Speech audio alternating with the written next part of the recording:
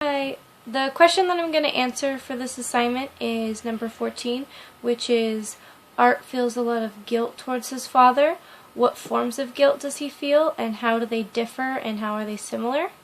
So the first form of guilt that I'm going to identify is the fact that he's neglected his father over the years. They do not have a strong relationship, and despite the fact that they live so close, there's really been no effort on his part to try to fix their relationship or, build a new relationship. So he feels guilty that he's neglected his father.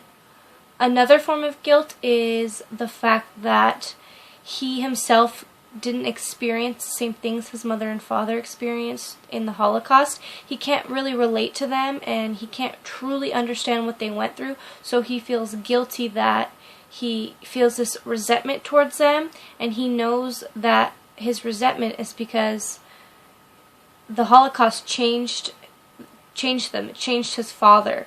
So everything and the ways that his father treated him is a result of the Holocaust. And even though he knows that, he still feels guilty that he resents them for it.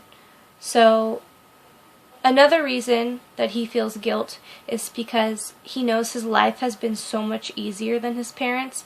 He wasn't born into all that. He didn't have to deal with all that. He didn't have to deal with, the constant starvation, having your life taken from you, being in Auschwitz in general. He didn't have any of that. And so he feels guilty because he had his life so easy. And so the first form of guilt I think is different from the last two because that was something that he can control. He could have made an effort. He could have not neglected his father, but he didn't. And so therefore that's where his guilt comes from.